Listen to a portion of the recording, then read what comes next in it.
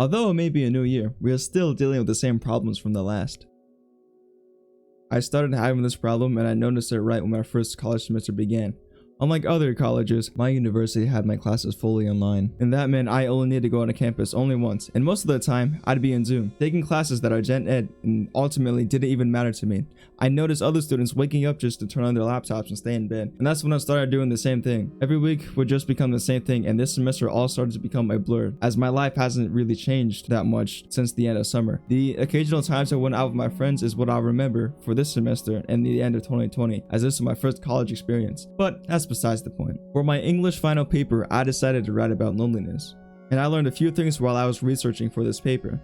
Loneliness can be a lack of desired quantity and quality of social life, as it is a subjective experience of being socially isolated. We can all feel the same feeling, but in different ways. And of course, because of the pandemic, these feelings can become just worse and worse.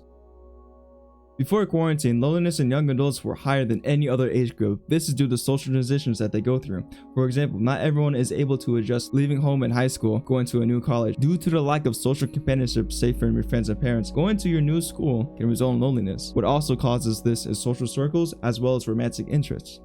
Leaving family and friends to start college in a different town has been reported to be an important reason for loneliness in the transition to college.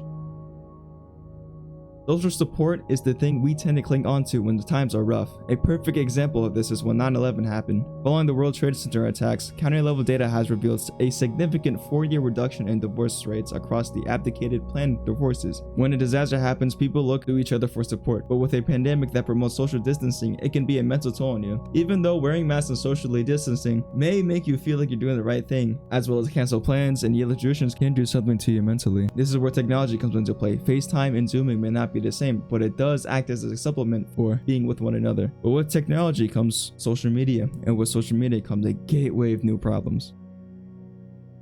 Ads and the promotion of the message of you not only being alone but isolated as being a good thing for the general public can have a negative impact on your mental health. As you become bored, as you are stuck inside, you may want to go on your phone to look for an escape. This leads us to social media. Even before quarantine, during the time of adolescence, people often compared themselves to each other in an attempt to fit in. Adolescence is a time of heightened motivation for peer affiliation. During isolation, people may post on their social media accounts and not seem as affected by the virus as other people who can't go outside and or have relatives that may have even died or been greatly affected by the virus. Then comparing them to others who look happy or not suffering as bad can result in feelings of envy and jealousy. Social media use in particular has been associated with a greater well-being, but also more negative feelings due to upward social comparison. Social comparison can be like a double-edged sword. Some may use it as motivation to improve themselves, while others can feel sad or empty inside because you may not have the same things as in like money, experiences, or even friends as others do. So it's important to know that you don't always have to compare yourselves to others, but things do get better. The new year brings us hope as vaccines are being given to healthcare workers and frontline workers. Schools open back up and are fully available to the public again, and people have more access to jobs as well. Hope is on the horizon, and we will look back on the past year, remembering how it changed us to who we are today.